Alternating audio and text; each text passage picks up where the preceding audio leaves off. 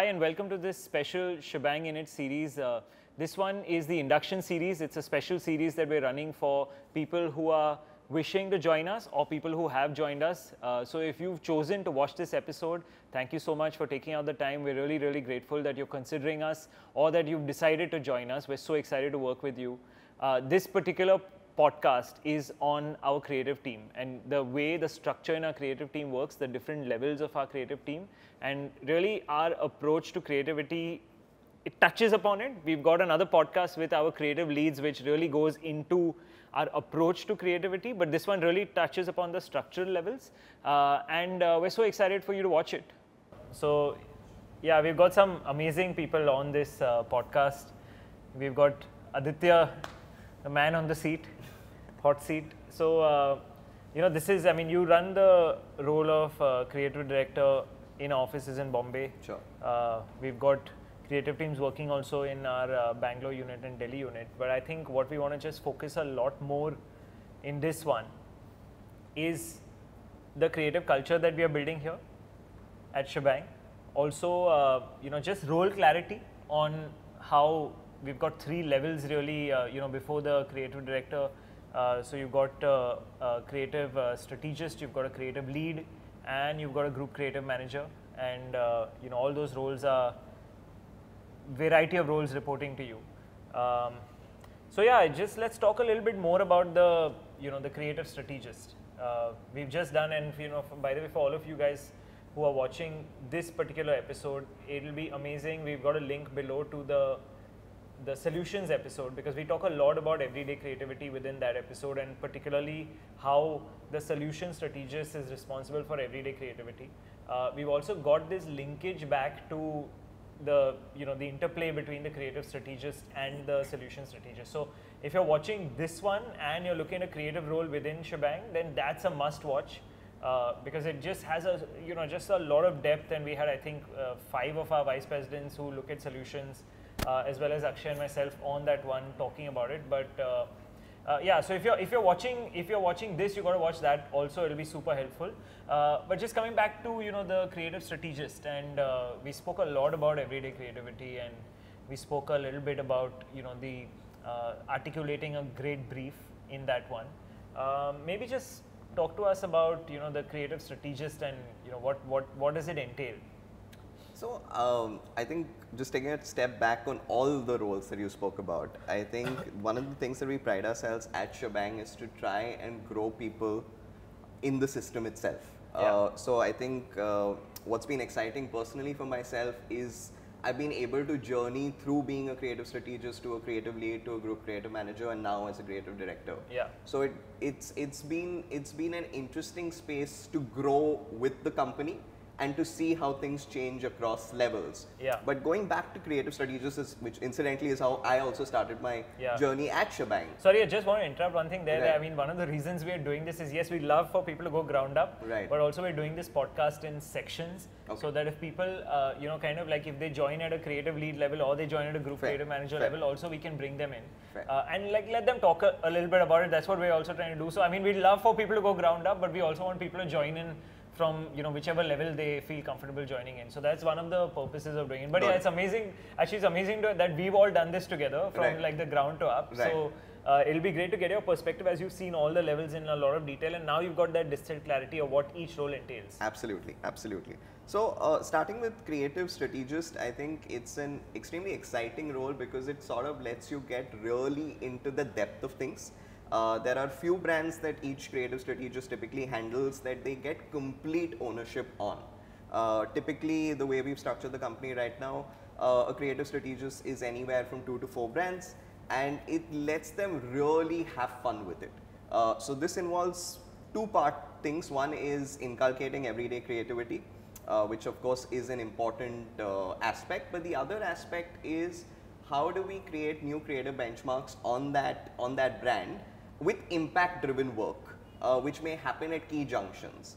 And the creative strategist is usually that foot soldier that's driving that in terms of execution, in terms of strategic thinking, in terms of coming up with the communication line, packaging it, and also in terms of the actual craft that goes into building that asset, which may be a script or maybe a social experiment video, whatever it may be. Yeah. But giving it its clothes is really the job of the creative strategist. Yeah.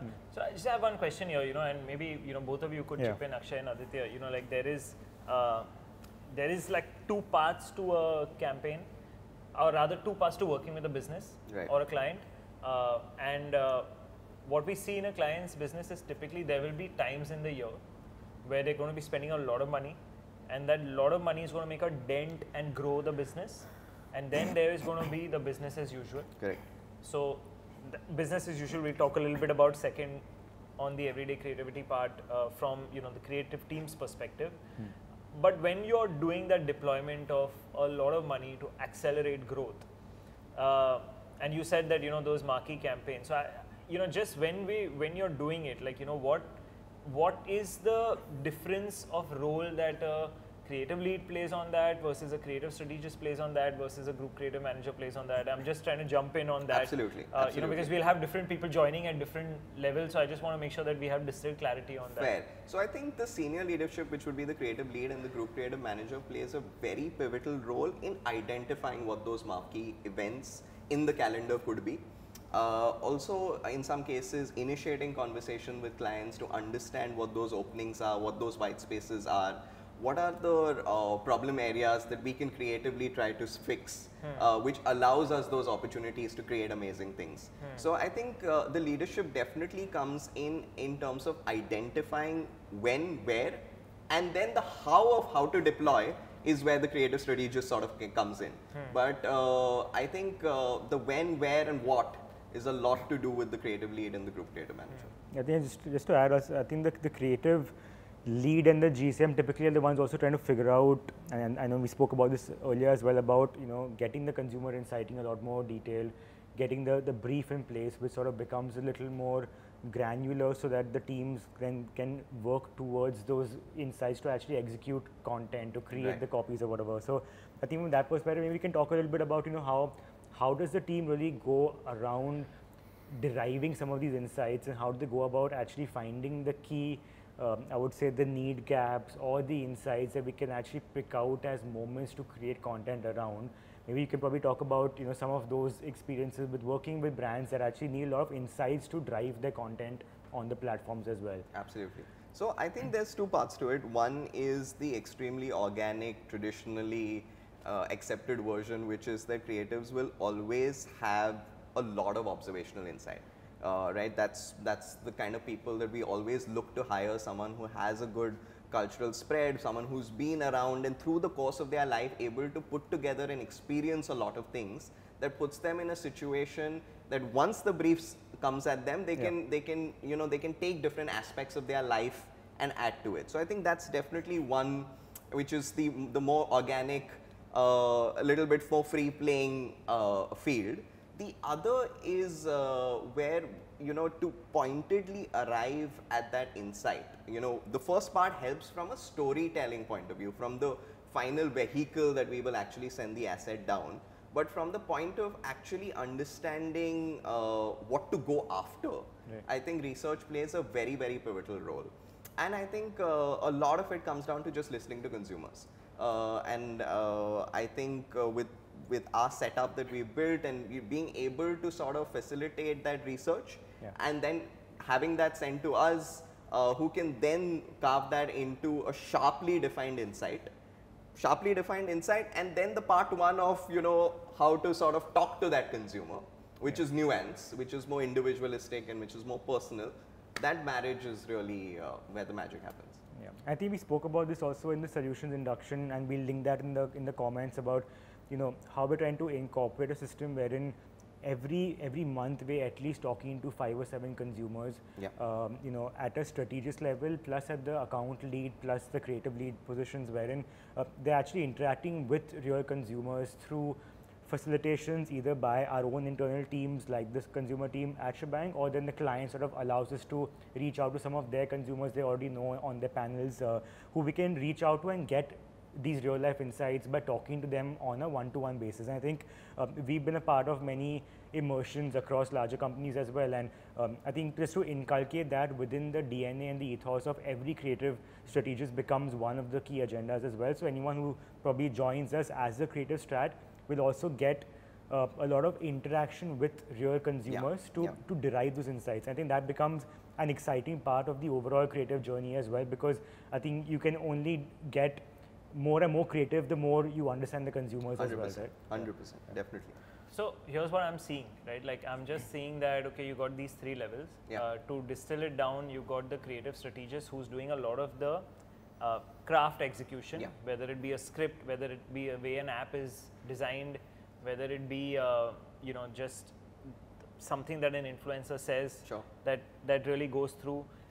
You have some of the articulation at the creative strategist level, but that's where the creative lead also comes in to just sharpen the articulation and the creative finesse, because your creative lead is effectively a super strategist. Correct. So your creative lead is a super strategist who's amazing with craft, who's amazing with you know, kind of like really watching the creative quality and the direction that each of these brands are taking, and your group creative manager is essentially the one who's deriving the spot or the insights based on the consumer listening and really putting it down there, while also simultaneously watching the creative product, you know, and then driving the agenda towards awards and driving the agenda towards, you know, how to get this out in the news, you know, also working collaboratively with all the other teams to ensure the product is really finalized and finished. So, you know, I mean, that's where the responsibilities are clearly kind of differentiated, because you know, you got at the strategist level, execute, craft, finesse, break it down. Here at the creative lead level, you're effectively super strategist, right? And you're just watching craft really well, and you're ensuring the finishing of the product. And at, you know, the highest level, you're just kind of you're kind of identifying the spot that you will put money on that will resonate with consumers. That's true. I think from a product standpoint, definitely. Also, I think the second part of what a group creative manager does is defines the creative culture, which I think is also extremely important, just in terms of team cohesiveness, the way the team is going to be thinking, exposure, you know, being able to give the team opportunities to interact with other creatives outside the company, experiences outside the company. I think all of that also is something that the group creative manager just is a very important person in sort of defining. Yeah, absolutely. And you know, I mean, and just a lot of the, you know, and let's just go back to the creative strategist level, and let's talk a little bit about the everyday creativity. You know, so while we talk about campaigns and we go a little bit deeper into campaigns, when we talk about everyday creativity and the creative strategist, you know, what's that relationship like, and you know, how should a creative strategist be looking at everyday creativity? I think today, because sorry, you said like 2 to 4 brands. Correct. So what I understand, 2 to 4 brands means out of them maybe 1 will always be on campaign between the 4. Sure. You'll hardly have a scenario where all 4 are on campaign. Correct. And in a given scenario, you'll have 1 on campaign. So you're spending a lot of time on that. And what do you do with the other 3 brands, or like on the everyday stuff on the other 4 brands? Right. So I think a big part of it also comes down to defining those opportunities for yourself with that time that you have, right?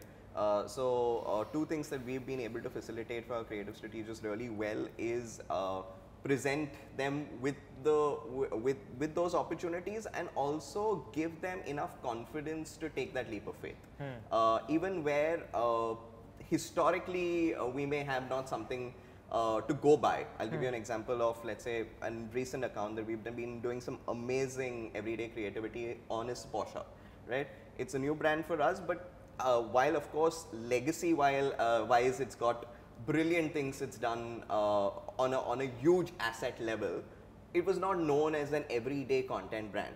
But now what the creative strategist on the brand has been able to very astutely recognize is it's got the legacy, but it's not got you know, the everyday thing going for it right now. So that's a very exciting playing field for us to see the brand in that light.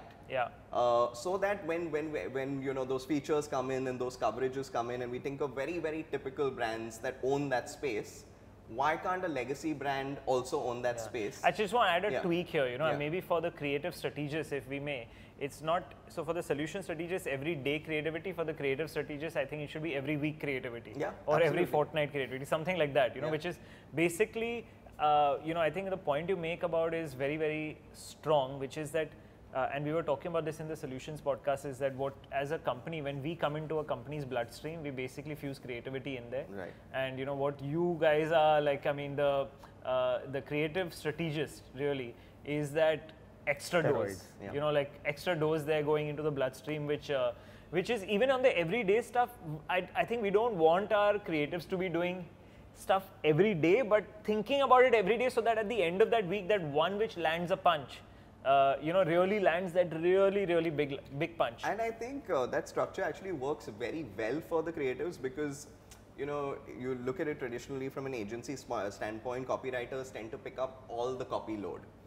What that does is at some point it's going to create fatigue and a burnout for you to deliver on those key pieces. Yes. Now that our solution strategists are picking up the everyday creativity load and delivering phenomenally on that, Yeah. it lets our creative strategists, like you said, come in weekly and just add that little bit of magic. Yeah. Or focus on the bigger pieces. Yeah, I mean, if you talk about a brand like Porsche also, you know, you don't need a brand like Porsche to be talking every day Yeah. in that sense. Yeah. So every day in that sense maybe a push notification, every day in that sense maybe a, Correct. you know, like a performance banner which is cool and Correct. which delivers on sale. Correct. But when it comes to the creative highlights, and you know, we spoke about this in the solutions again, which is that you know, it is often, can we make a piece of advertising that we know we can easily spend 10 lakh rupees on? Yeah. To push behind. Yeah. So I think that's a lot of what everyday creativity or every week or every fortnight creativity entails for the creative strategist. 100%. So I think that's where the difference is really. The solution strategist, everyday creativity, creative strategist, every week creativity. Correct. But in that every week creativity, you build up, knock it out of the park. Yeah. I think a good example of that is also Fevicol, right? Like, I mean, where the team has the breathing room to maybe like do 4 or 5 or 7 posts at max per month. Yeah. And they have the time to really think of each creative in so much depth and detail that when they come back with those 2 or 3 concepts per week, like they are bang on, or 100%. you know, and they, of course, they do go through iterations and rejections, but in all likelihood, you might get something which is really damn good, which gets picked Correct. up by all the platforms and portals also typically. Yeah. Correct. You know, when it comes to opportunities on everyday creativity or every week creativity rather, you know, another place where we have creatives not being refreshed as often as every day is on our customers' websites. You know, another place where we see potential for creativity to really stand out is, you know, we've all seen Zomato's push notifications. Yeah. They're great. So, you know, that's another part of the company which is being built out so well for us, where, you know, we have customers now coming to us saying, hey, I'm entrusting you my website. First party data is becoming very important. You know, I think that as a company is an opportunity for us that we are building towards.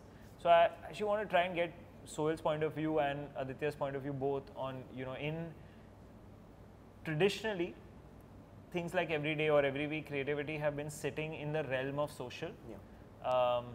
And now that realm, at least for us as a company, is expanding. And I think also naturally for the industry as a whole and for customers' business as a whole is expanding. So whether it comes to the way SEO tags are written or for the way you know, the website Even copies, media written. copies, Or yeah. media, I mean search ads Or email content is or subject email lines are subject written. lines are written. Yeah. You know, like therein lies a role. Yeah.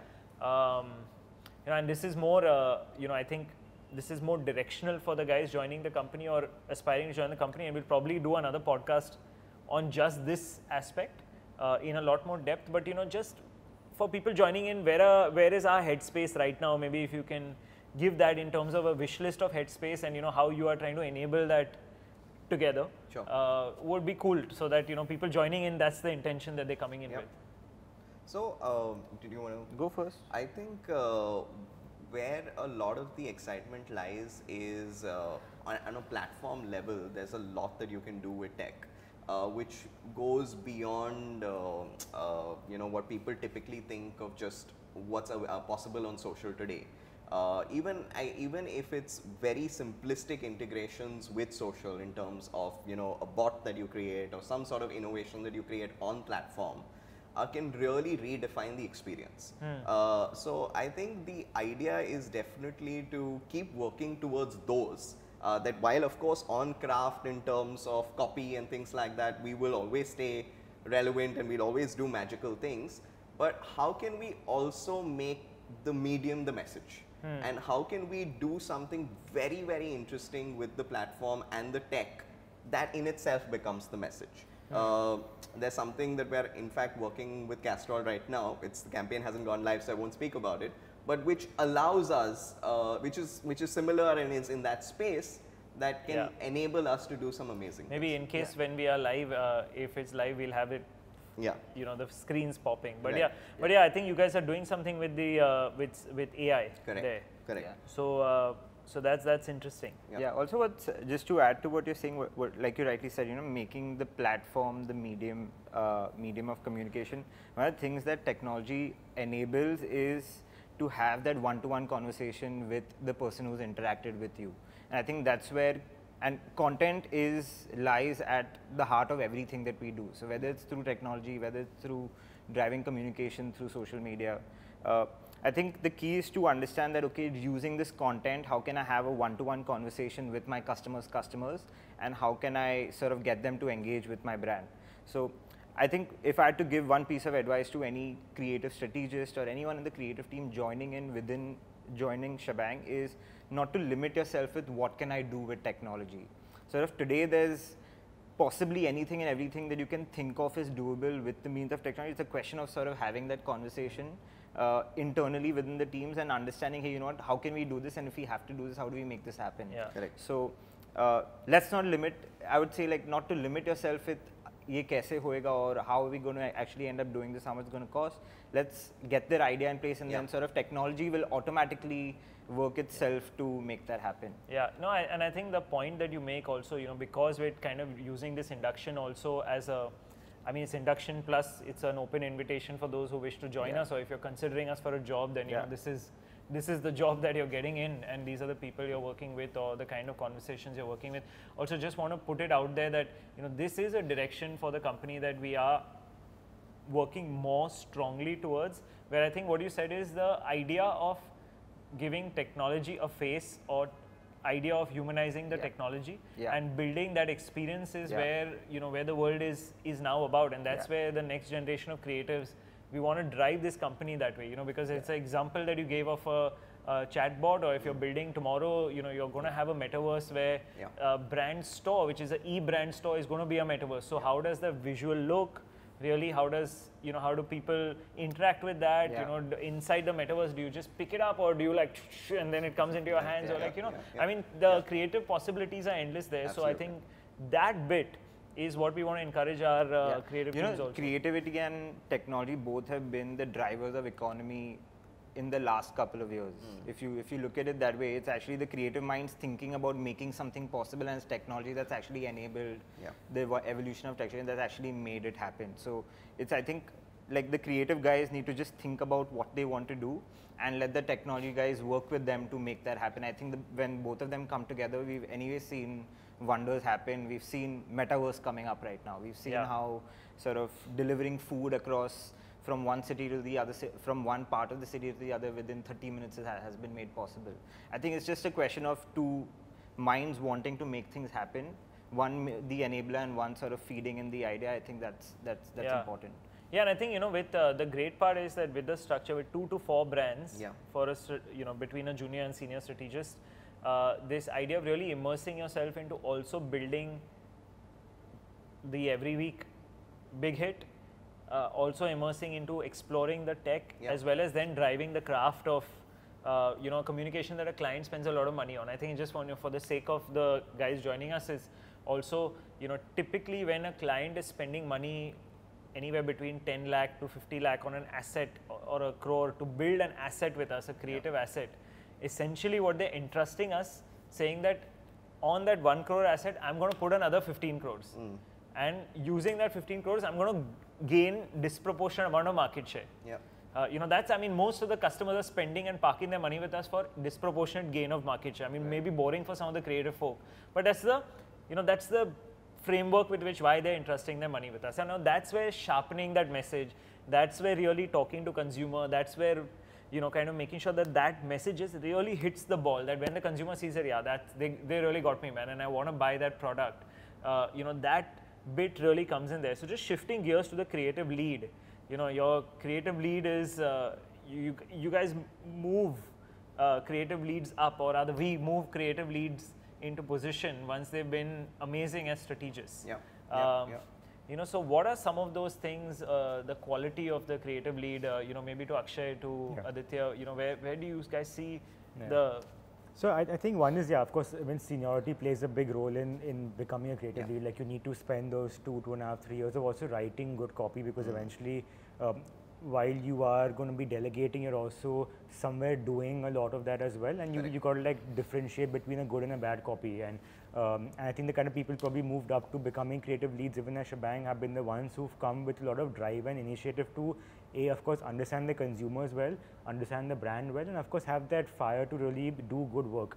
And again, I think we've been very fortunate enough to have a lot of homegrown creative leads who moved up from junior strat to senior strat. Now they've become creative leads at Schbang. So I think what we look out for during the promotions is, I think, very clearly that, you know, people who have that drive and motivation to want to understand the consumer and the brand together, and then of course do some good work along the way. Definitely.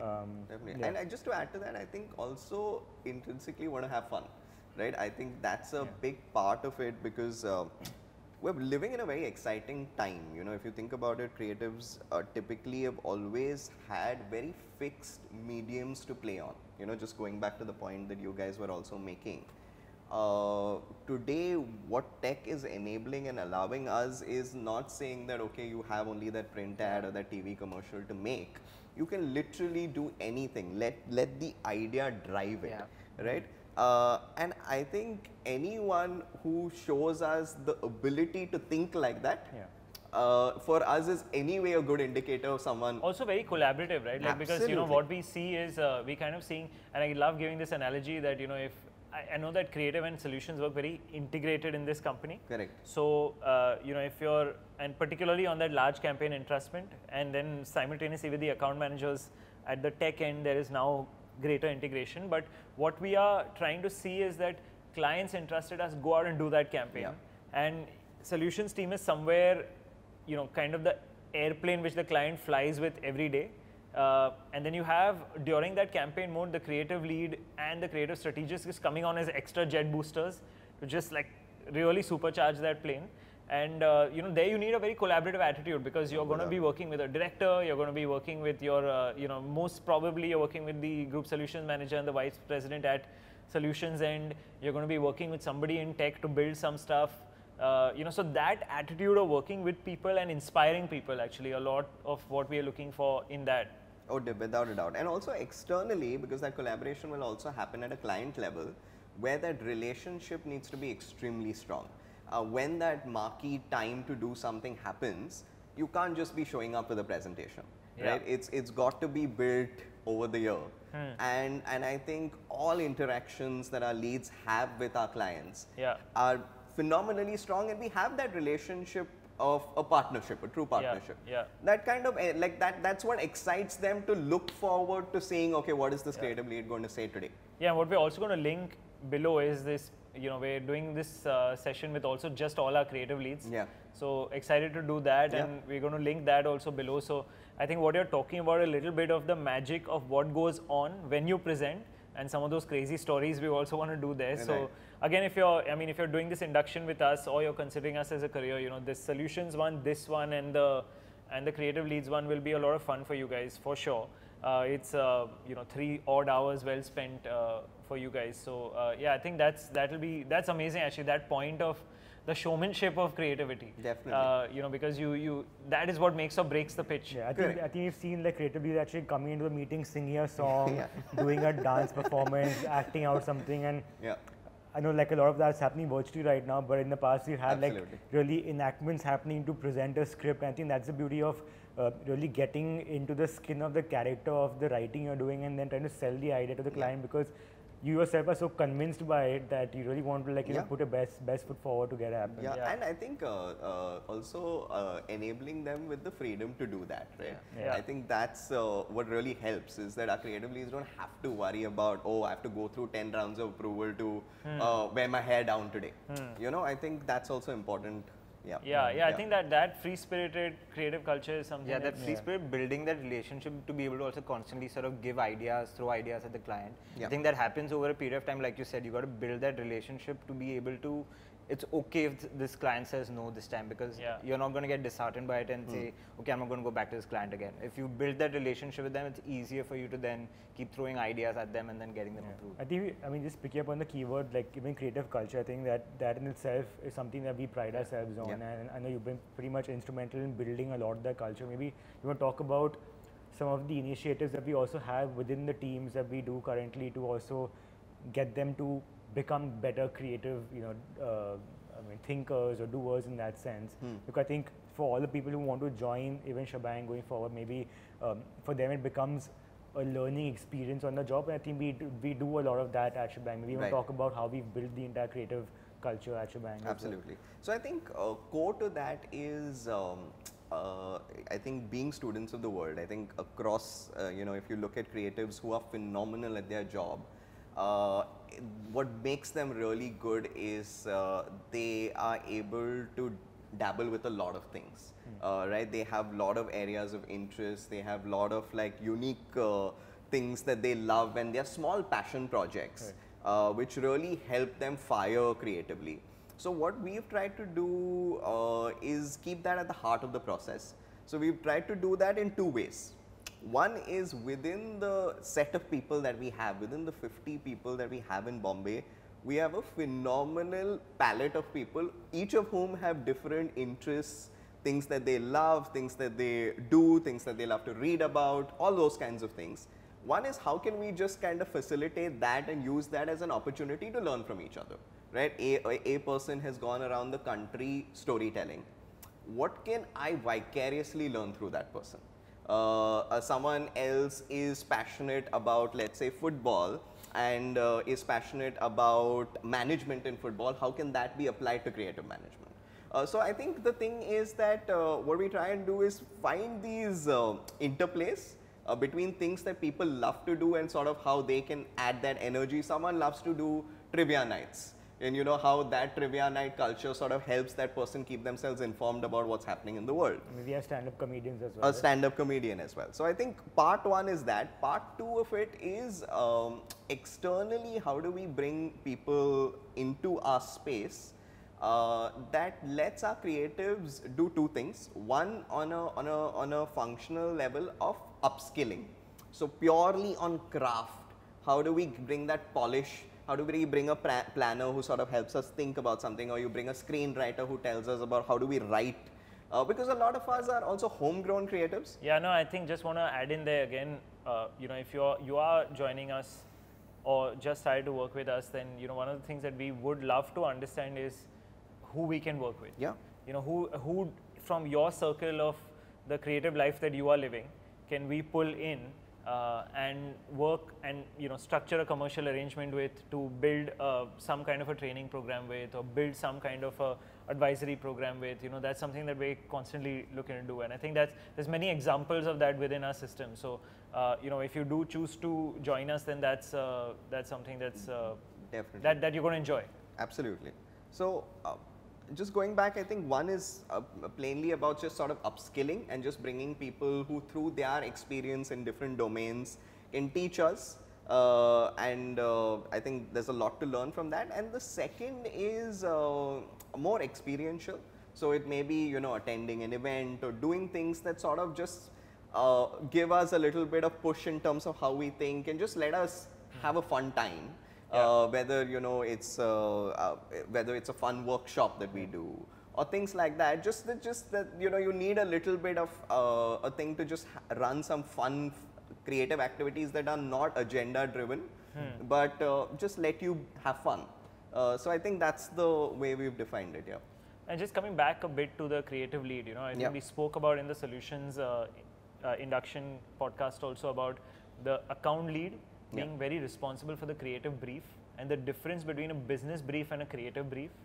And I think just one more point I want to add is that the creative lead is kind of like also working with the account lead to ensure that the brief is that creative brief. Right. So that when it goes to the creative strategist, they've got a chewable creative brief, which is backed with a lot of consumer insight, and then really interpreting that consumer insight and sparking of ideas to the teams, saying, this is where you could really take it. So there's a spark as well as there is the craft, and there is the responsibility, very importantly, to ensure that the the account lead is giving a strong creative brief. So I mean, almost a gatekeeping of that sense. And then you got to look at a group creative manager who's kind of doing this culture stuff that you're doing, which is about which is what you're talking about, which is all of the environment creation, which is about like allowing creatives to thrive, which is also, I think, very big role in our company as enabler, right? Like really just moving mountains to ensure that, look, we've got that press coverage on it, we've got AFAX, E4M, Ad Gully, everybody's excited about this particular campaign that we're doing. Really checking whether that campaign has a litmus in terms of, will it really accelerate on the awards, will it get the industry talking about things, that's what the group creative manager really at that level is also then doing. While, I mean, I think it's also important to point out that, all of the strategist work and the creative lead work is what is then expected of the group creative manager. Also goes without saying that it's a wrap up, so you got to be good at all of that stuff to be able to reach here. Correct. But then there's this additional stuff that kind of comes in. Yeah. So just about the group creative manager a little bit, apart from whatever this was, as you see it being added to the mix of what we do at Schbang for a group creative manager. So I think we've spoken about the culture piece. I think definitely craft is also something that's very, very important in terms of just adding that finesse. I know that already happens at a fairly good level at a creative lead stage, but the group creative manager is sort of the last mile in terms of making sure that that packaging is really award winning in a sense. So I think craft is something that's going to continue to be very important for the group creative manager. Also, I think and it's important to mention that when we look at craft, we say the the merger of art, copy, and experience. Right. All of those things together. Absolutely. Yeah, all three. And I think the last thing also is to proactively look at further creating more opportunities, right? So we've already spoken about the methodical way of when a client sends you that client brief, you turn that into a creative brief, and then you turn that into an asset. But a lot of the times we've worked phenomenal campaigns without a creative brief because we have identified opportunities, written our own creative brief, gone back to the client, mapped that with their business needs, and then delivered a strong campaign to them. So a lot of that proactive thinking, having that eye for being able to see, okay, even if I haven't got that brief on my desk right now, can I potentially write that for myself? Yeah.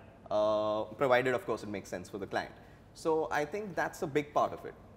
Okay, amazing. So I think we're kind of coming to the end of this one because it's a little more focused. Yeah. So yeah, I'm looking forward to the next one that we do with all the creative leads, which we're going to link down there. So actually, Aditya, thanks so much for breaking it through in so much detail, and thanks Akshay for bringing that perspective on how the interplay works and so will the direction where we can go. So we've kind of got this, and if you've seen it so far, then we're really grateful that you've spent this time with us to try and figure this out, consider us as a career. And if you've already joined us, then thank you so much, because I think a lot of the stuff that's spoken here, we look forward to you executing it, adding to it, raising the benchmarks. I think the concluding kind of sentiment that I'm getting from this is that this creative team, if you are joining this creative team of ours, it is one of the most intelligent teams that we have inside of this company, and drives a lot of where this company is going to go. So I'm so excited with the new set of people that are going to work with us, and looking forward to work with all of you. Just one last thing, if I may just add. I think while we've sharply defined what each role means, and that will continue to play a very important role, I think one of the things that we also pride ourselves at is democratization, right? So an idea coming from any corner of the room is valued. whether it's in your job description or not, if it's worth the merit and if it's worth someone, what's stopping a creative strategist from defining creative culture? Nothing. You know, what is stopping a creative strategist from telling a creative lead, no, we can push ourselves further on craft? Nothing. So all these lines are also can quickly be blurred if there is someone who wants to show that drive and wants to push themselves, because that will always be the case. Amazing. Yeah. Cool. Let's win with creativity.